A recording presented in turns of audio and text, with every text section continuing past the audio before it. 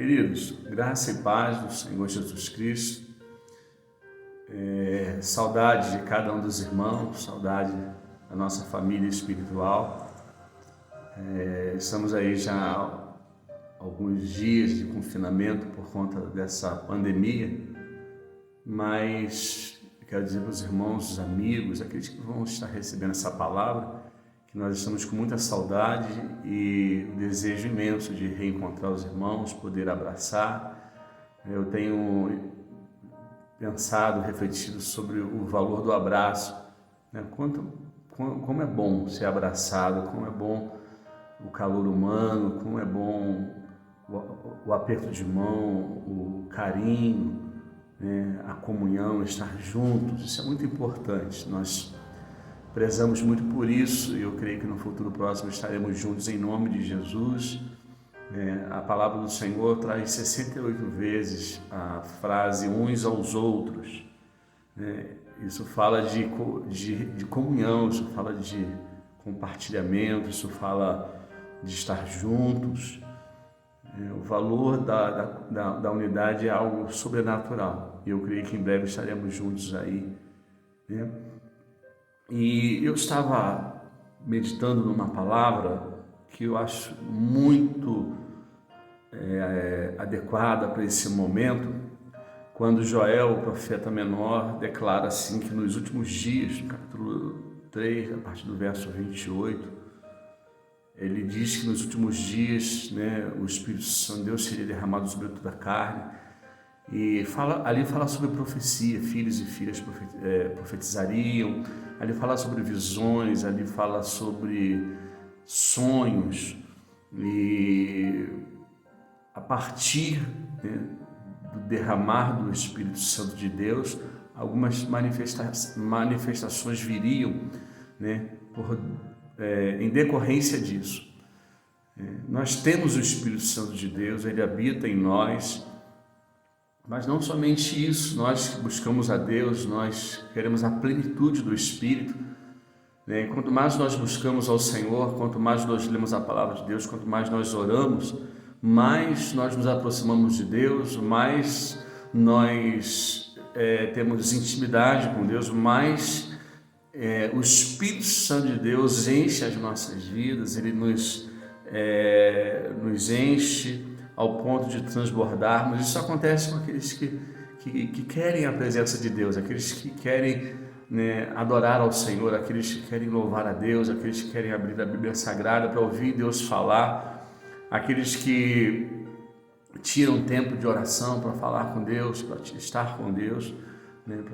Isso é para aqueles que têm realmente fome de Deus, aqueles que querem a presença de Deus.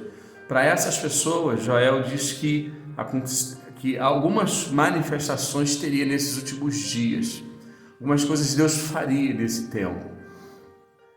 E eu estava pensando, né, sobre a questão da visão, né? Que tipo de visão teríamos nesse tempo agora, a partir do enchimento do Espírito?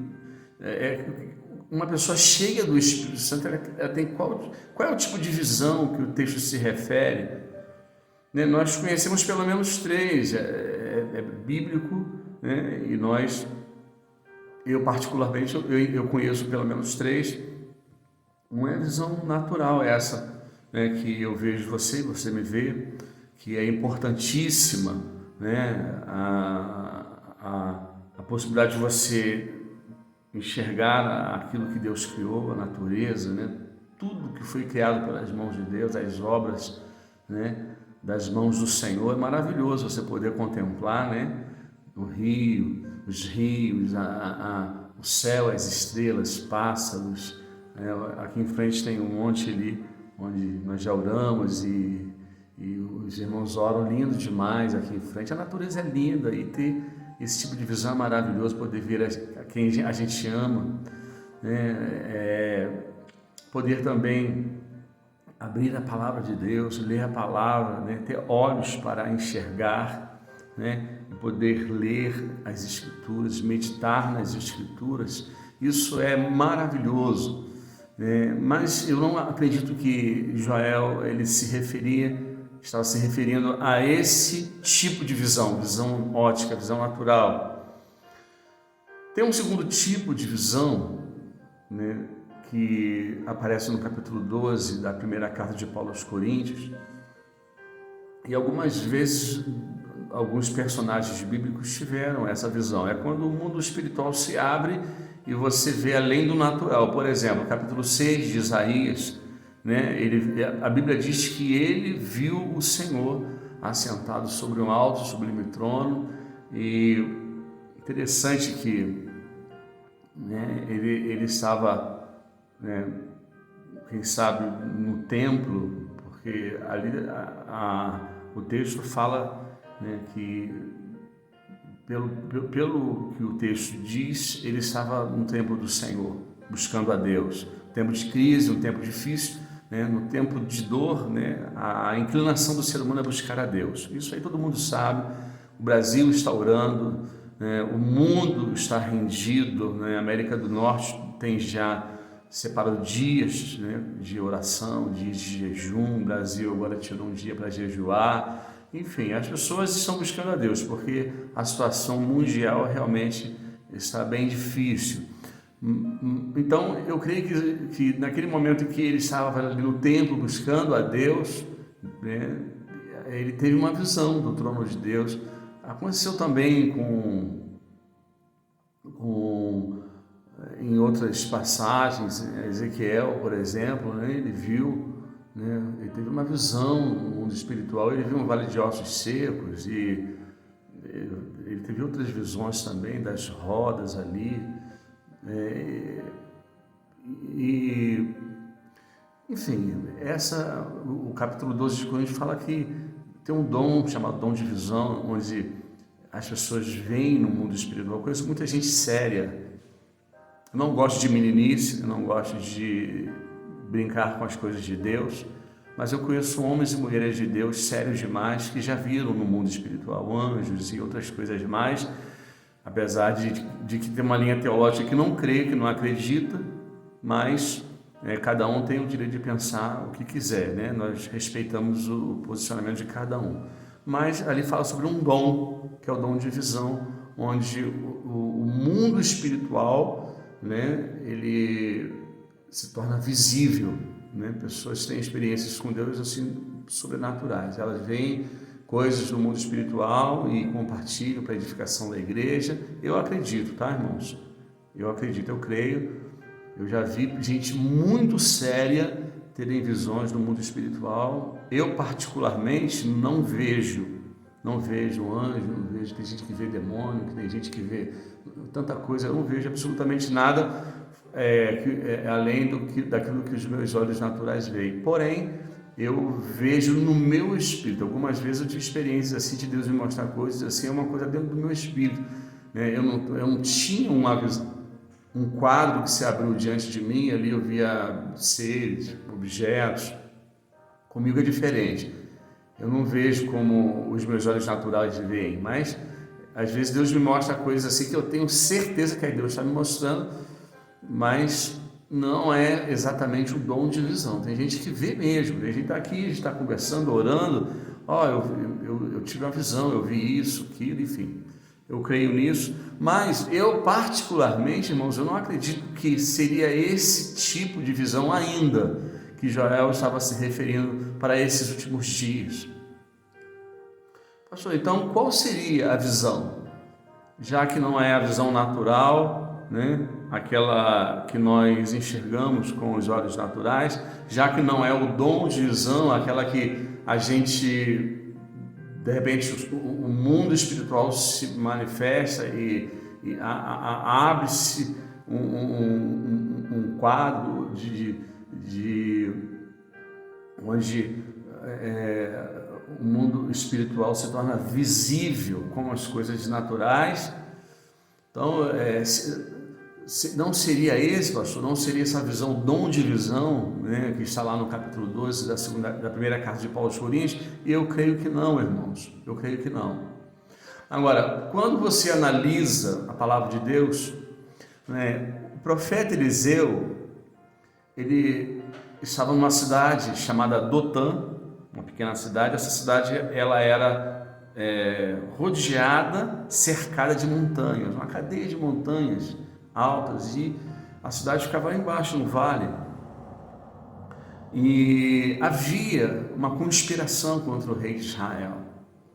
E todas as vezes que o rei da Síria intentava algo contra o rei de Israel, Deus falava com Eliseu, Eliseu mandava um recado para o rei: ó, tem uma emboscada para você em tal lugar, assim, assim, e o rei não passava por lá, e aí o rei da Síria ficava frustrado.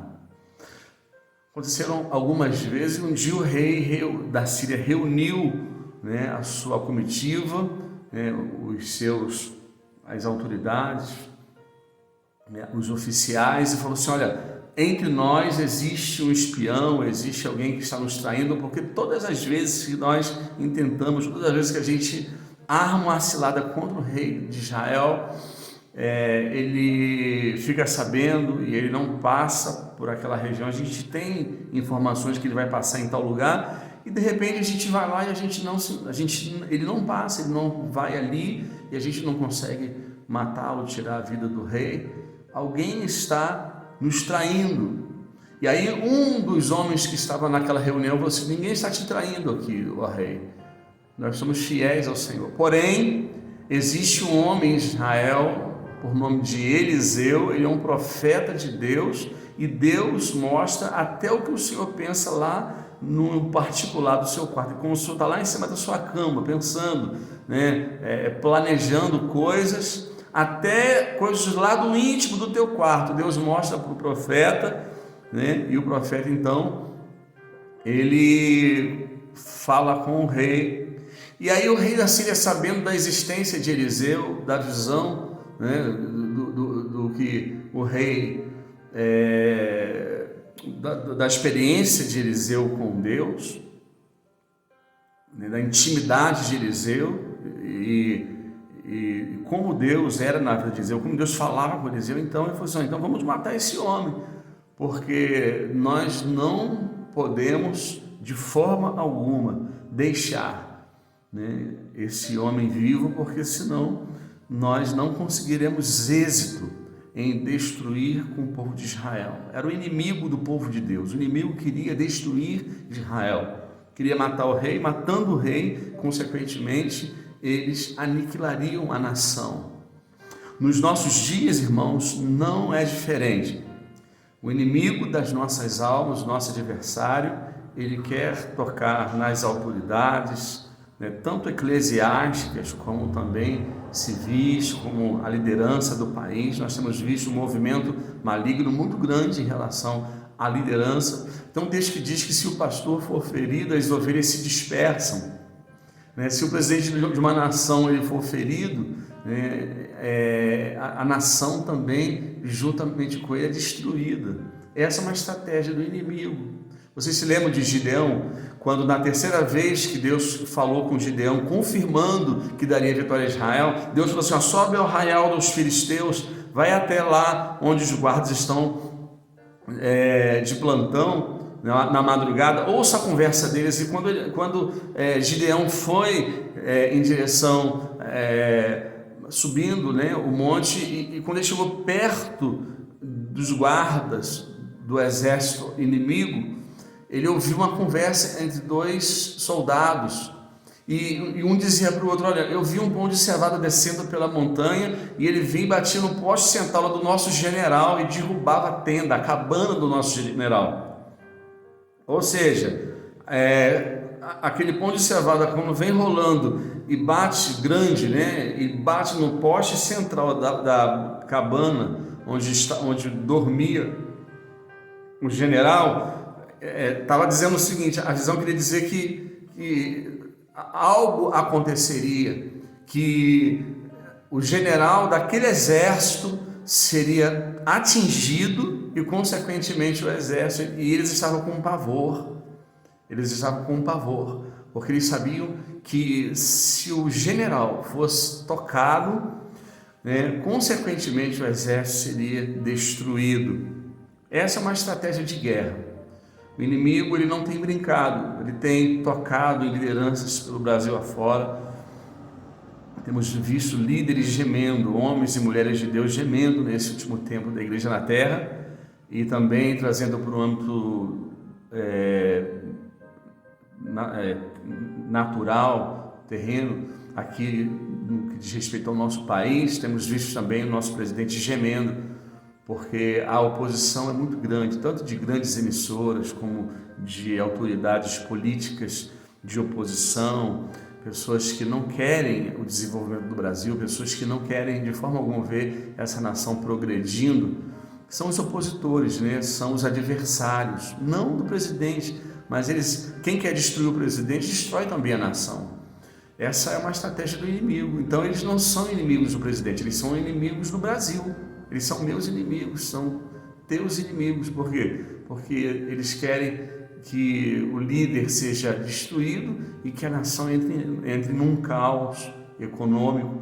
Enfim, essa já é um outro tema que eu não vou me alongar, não quero entrar aqui nesses detalhes, mas a grande verdade é, quando o adversário quer destruir um povo, uma nação, né, é lógico que ele vai tocar na liderança para desestabilizar aquele povo, ou aquela nação, ou aquela congregação, ou aquela igreja, ou aquela denominação. Vocês podem ter certeza disso. Orem pelas lideranças, façam como a palavra do Senhor diz, né? A Bíblia recomenda nós orarmos, vários textos da palavra de Deus diz para nós orarmos pelas nossas autoridades, tanto eclesiásticas, os pastores, os líderes espirituais, como também as autoridades civis e militares. Orem pelos líderes. E aí, queridos, olha, Eliseu estava lá em Dotã, o rei da Síria soube que ele estava lá, e aí eles disseram, vamos então matar Eliseu. Matando Eliseu, a gente cala a voz profética em Israel, e aí o rei já não terá mais com quem buscar direcionamento. Ele vai ouvir como a voz de Deus se o profeta morrer. A gente tem visto de todas as formas Satanás se levantando para calar a voz profética. Irmãos, a voz profética é a voz de Deus através dos servos dele, é através dos seus ungidos, as suas ungidas, que Deus tem falado nesses últimos dias. Homens e mulheres que têm se aprofundado na palavra, estão abrindo a palavra para trazer a voz de Deus para a terra, para trazer a palavra, o desejo do coração de Deus, os pensamentos de Deus, para que nós possamos estar alinhados com Deus e, consequentemente, para que nós possamos ver o agir de Deus. Deus só se manifesta a partir da obediência, quando nós estamos ouvindo a voz dele através dos profetas, através dos ungidos do Senhor e, consequentemente, quando nós estamos em obediência à sua voz. Nós, quando quando ouvimos Deus através dos seus profetas e quando obedecemos ao Senhor, aí, queridos, o que acontece? Então, a manifestação da glória de Deus, o poder de Deus vem na terra. Então, sabendo disso, nosso adversário, ele quer fazer o quê? Ele quer calar a voz profética. Por quê? Porque ele calando a voz profética, quando as autoridades, elas não ouvem a voz de Deus, elas se perdem de Deus, e aí, espiritualmente falando, elas caem, elas ficam cegas espiritualmente. Isso aconteceu várias vezes em Israel, vários reis se afastaram de Deus, ficaram cegos espiritualmente falando, não ouviam a voz de Deus e, consequentemente, perderam o reinado. Mas, quando chegaram em Dotã, eles sitiaram a cidade, ou seja, eles cercaram a cidade com um exército, carros, cavalos, os soldados ali posicionados. E o moço de Eliseu, que era o secretário, acordou bem cedo. E quando ele olhou a montanha, ele ficou estarrecido, porque ele olhava em todas as direções, 360 graus, e ele via o exército da Síria posicionado. E era um grande exército, eram muitos soldados. E ele entrou para casa, acordou o profeta e disse assim: olha, acorda, porque talvez seja esse o nosso último dia de vida, nós seremos destruídos, a voz profética vai se calar, porque o rei da Síria, ele está aí fora. Eles sitiaram a cidade de Dotã e eles vieram aqui para te matar. E Eliseu saiu, e quando olhou para as montanhas, Ele viu que o moço tinha visto, que a visão natural era importante? É, mas não é a mais importante, queridos. É sobre isso que eu quero falar com você, nesse momento de pandemia, nesse tempo de crise política do nosso país, nesse momento que o mundo está atravessando, que a igreja do Senhor está atravessando, né? As igrejas estão de portas fechadas, irmãos. Nesse momento agora não tem culto em lugar nenhum, não tem igreja aberta não. Leis municipais, leis estaduais, né, foram baixadas para que criadas para que as portas das igrejas fiquem fechadas. Eu estou gravando um culto aqui online, uma palavra através do vídeo para um povo que não pode sair de casa para se reunir. Essa é a realidade do Brasil e do mundo hoje. Então, quando Eliseu vê aqueles homens, aqueles soldados, o exército, a oposição, o opositor, ele sabia que eles estavam ali, né? Ele era lúcido, ele tinha uma visão clara, mas ele olhou para o moço e disse algo sobrenatural, irmãos, para aquele rapaz. Ele falou algo para o moço quando eu li aquilo ali, eu fiquei com o meu coração cheio de alegria, o Espírito de Deus veio sobre mim, e eu fiquei assim, maravilhado, sabe? Deus é tremendo, Deus Ele é poderoso demais, é sobrenatural, irmãos. É sobrenatural, o poder de Deus é imensurável. Você e eu, nós não podemos conceber, a nossa mente humana não pode alcançar. Quão grande é o nosso Deus, o poder que Deus tem, né? Ele é soberano sobre os céus, a terra, o mar, sobre o mundo, né? Sobre o universo. Deus é soberano. E aí, querido, Eliseu disse assim para o moço: olha, rapaz, acalma o teu coração, porque mais são os que estão conosco do que os que estão com eles. E aí, irmãos, naquele momento Eliseu, daquela declaração, talvez o moço de Eliseu deve ter pensado: será que Eliseu está velho? Será que Eliseu está caducando? Ora, nós estamos aqui só a gente, um povoado pequeno, né? Talvez uma centena de homens que pudessem lutar, mas ao redor, né, sitiando a cidade, estava um exército enorme de soldados bem armados, cavalos, seus cavaleiros. E aí, como mais são os que estão conosco? É porque o moço tinha uma visão limitada. Ali acontece aquilo que eu te falei, que é a segunda visão. Porque Eliseu pôs as mãos sobre a cabeça do moço e falou assim: Deus, abre os olhos desse moço para que ele veja. E ele, olhando agora, ele viu que não somente era o exército da Síria, mas sobre o exército da Síria havia anjos poderosos da parte de Deus, como se carros e cavalos de fogo, anjos de Deus ali sobre o exército da Síria, uma quantidade enorme de anjos enviados por Deus. Aí você fala: então, pastor, a visão importante, mais importante para esse tempo seria o dom da visão do capítulo 12 da primeira carta de Paulo aos Coríntios. Não é, querido, não é não, porque ali o importante ali não são os anjos que o moço vê. Ali, na verdade, é a visão de Eliseu, né? Eliseu sabia que Deus estava com ele. Por que Eliseu sabia? Porque Eliseu, ele via, esse é o terceiro tipo de visão que eu conheço, é você ver com os olhos de Deus, é você ver conforme a palavra de Deus diz, é você olhar no prisma, na ótica de Deus, na ótica da palavra. Mas tem uma crise, tem uma pandemia, é uma enfermidade, é o coronavírus, é o Covid-19, né? Mas o que Deus vê? Você vê o vírus, mas Deus vê o quê? O que a palavra de Deus diz? Que Ele levou sobre si as nossas dores, as nossas enfermidades. Capítulo 53 de Isaías diz que pelas suas feridas nós fomos sarados. Nós vemos, o homem vê com os olhos naturais a doença, mas Deus, né, já providenciou o antídoto. Deus já trouxe a cura, porque Ele é Jeová Rafa, o Deus que sara.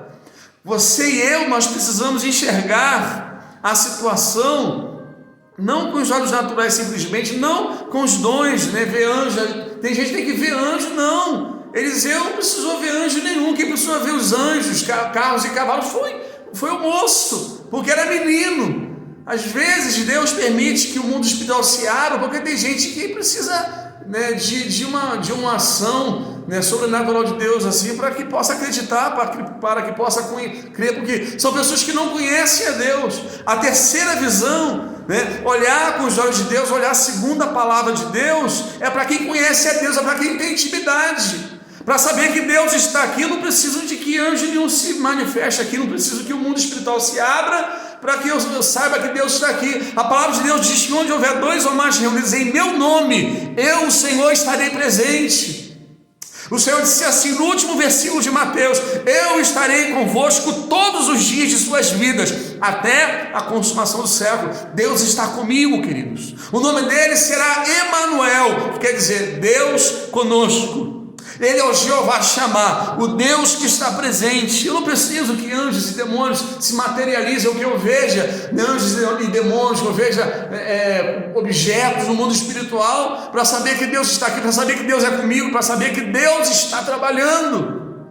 O profeta Isaías diz que desde a antiguidade ninguém nunca viu, nunca se ouviu falar acerca de um Deus que trabalha. Você não está vendo com os olhos naturais, mas a Bíblia diz que Deus trabalha. Deus está trabalhando.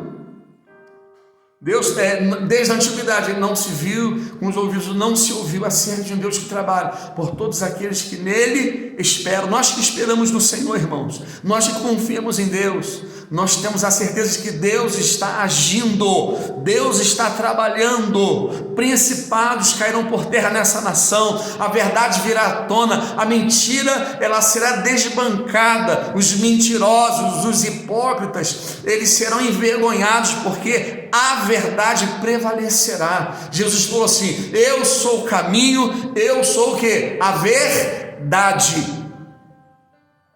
Queridos, a verdade é Jesus, vem de Deus, e a verdade é que Deus está trabalhando. Eliseu, ele sabia que Deus era o Deus do Salmo de número 91.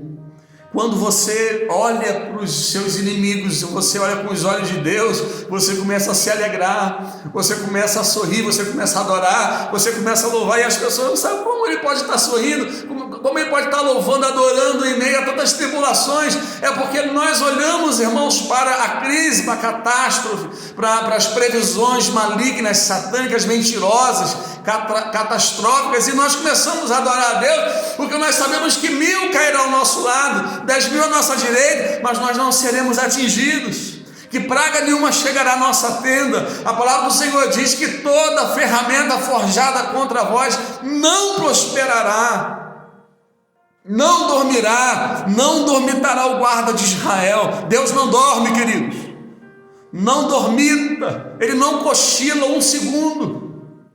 A Bíblia diz que os olhos do Senhor estão sobre a terra, para dar a cada um segundo as suas ações, tanto o justo quanto o injusto, é o que diz a palavra do Senhor. Olhar com os olhos de Deus é a visão que a igreja precisa absorver, adquirir nesse último tempo. E você só pode ter essa visão com os olhos da fé, a visão que não precisa dos olhos da visão natural, dos olhos naturais, que não precisa do dom de visão, mas você olhar para a circunstância adversa e dizer assim: Deus é o meu refúgio, Ele é a minha fortaleza, Ele é o socorro bem presente na hora da angústia. A quem temerei, né? O salmista Davi disse: o Senhor dos exércitos está conosco, o Deus de Jacó é o nosso refúgio e a nossa fortaleza. Ele falou assim: olha, com Ele, com Deus, eu pulo, salto muralhas, eu atravesso por meio de um exército, de um batalhão, de um exército inimigo, porque se eu estiver em Deus, se Deus estiver comigo, eu não preciso ver anjo, eu não preciso ter visão de objetos no mundo espiritual, eu não preciso ver como Tomé quis ver com os olhos naturais, mas eu tenho a visão dos olhos da fé, né? Visão de quem crê, visão a partir da ótica de Deus, aquilo que Deus disse, aquilo que Deus diz na sua palavra.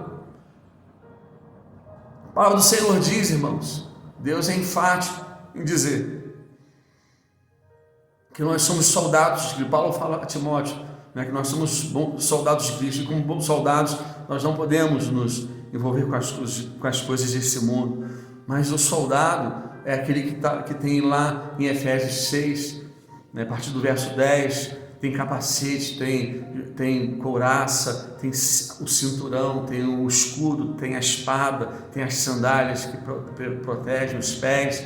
Nós somos soldados de Cristo, né? E Jesus é o nosso general, é Ele que está indo à frente de nós. Ele que nos dá vitória. Uns confiam em carros, disse o salmista Davi, e outros em cavalos, mas nós fazemos menção do nome do Senhor. No nome de Jesus, essa oposição vai cair por terra, seja na minha vida, seja na tua vida, seja na nossa igreja, seja na minha família, na tua família, seja no estado do Rio de Janeiro, né? Os opositores desse estado do Rio têm se levantado, seja no Brasil, nas nações da terra. Olha, queridos, vai cair por terra, porque nós fazemos menção do nome de Jesus. A Bíblia diz que o nome de Jesus é o nome que está sobre todos os nomes. Isso é você olhar com os olhos da fé, é olhar com os olhos no prisma da palavra de Deus, sobre o ponto de vista, sobre a ótica da palavra de Deus. O que a Bíblia diz? O que a palavra de Deus diz? O que Deus diz através da sua palavra? É isso que importa para mim. É o que Deus diz, é o que a palavra de Deus me revela, é o que Deus me mostra. O que não está na palavra de Deus não me interessa. Eu não quero saber. Eu tenho recebido áudios aí de pessoas que têm visto coisas, enfim, eu respeito. Cada um vê o que viram que vai acontecer isso, vai acontecer aquilo. Eu não estou aqui dizendo que vai ou que não vai. Cada um que tem a sua experiência com Deus, e se teve, se foi Deus que falou, que conte e que passe adiante. Mas, queridos, olha, eu não me demovo, eu não saio do meu lugar. Eu fico com a palavra de Deus. Se o que falaram, se o que disseram, se esse áudio, se o que profetas, homens e mulheres estão falando, se é verdade, tem que ter base bíblica, tem que ter palavra de Deus, queridos. Abra os seus olhos, leia a Bíblia, conheça a palavra, e você pode, sim, você pode filtrar, peneirar qualquer tipo de profecia a partir da palavra de Deus. Eu quero trazer para a palavra. O que a palavra de Deus diz em relação? Mas o profeta é muito usado por Deus, aquele que tem visão. Deus mostrou que vai acontecer isso, vai acontecer aquilo. Sim, mas o que a palavra de Deus diz em relação ao que ele está falando? Eu quero saber o que a Bíblia diz em relação àquilo que ele diz. Se tem base bíblica, amém.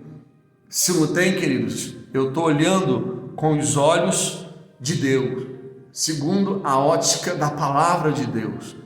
Eu creio que o Espírito Santo de Deus, nesses últimos dias, vai trazer visão.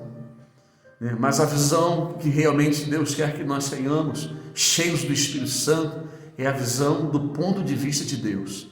Como Deus está olhando agora para a minha vida, como Deus está olhando para a minha casa agora, como Deus está olhando para esse cenário do Brasil, da nossa política, dessas batalhas que têm sido travadas aqui na nossa nação, essa luta, essa guerra por poder, por dinheiro, por enriquecimento de forma ilícita, que como Deus está olhando.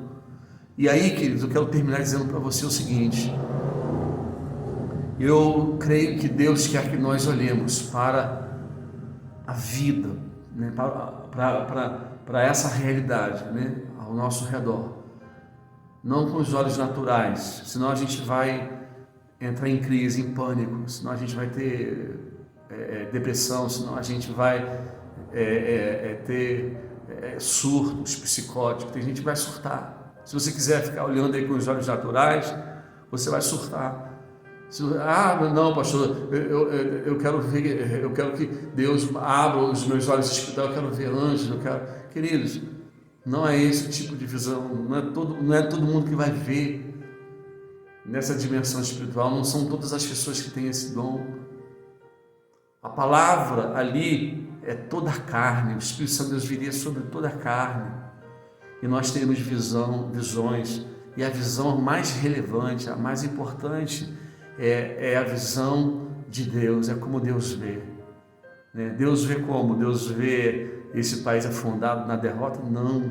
Afundado na crise, na pandemia? Não. Deus olha, e Deus não tem adversário, porque Deus é Deus. Ele já vê né? Deus já viu os inimigos batendo em retirada. Através da palavra, Deus diz que por um caminho virão contra nós, por 7 fugirão. Essa é a visão que eu quero ter.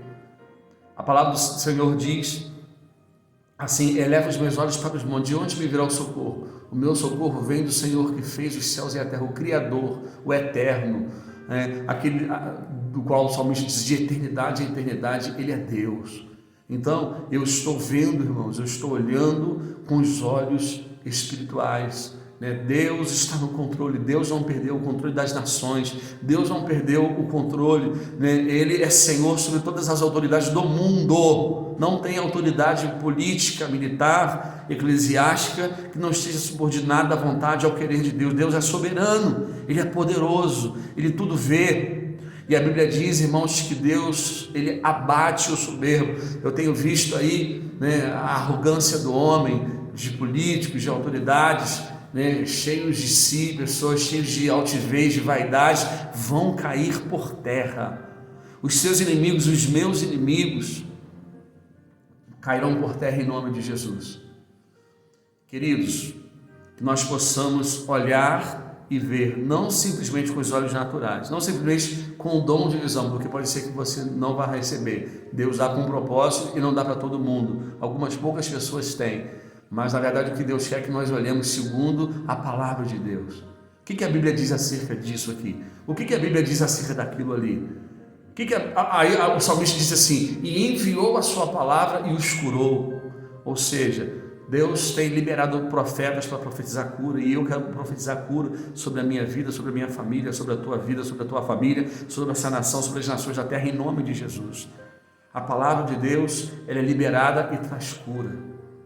Então eu quero ver do ponto de vista da economia. A palavra do Senhor diz, o salmista disse: eu fui moço, hoje eu sou velho, eu nunca vi um justo nem a sua descendência mendigar o pão. Esse é o ponto de vista, essa é a ótica de Deus. A Bíblia diz que do Senhor, em Ageu, capítulo 2, versículo 9, do Senhor é o ouro e a prata. A palavra, irmãos, do Senhor, a palavra do Senhor diz que o nosso Deus, Ele é o Jeová Jireh, o Deus da provisão.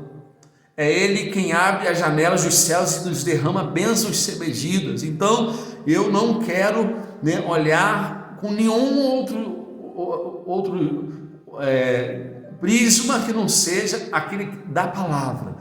O olhar da palavra, olhar a partir da palavra, aquilo que a palavra de Deus diz, como Deus está olhando, o que Deus falou acerca daquilo ali, qual é o parecer de Deus, o que Deus fala acerca daquilo ali. Então eu vou ver como Deus está vendo, eu vou ver conforme a palavra de Deus diz. Para isso precisamos conhecer as Escrituras e o poder de Deus. Que Deus abençoe a minha e a tua vida, que Deus abençoe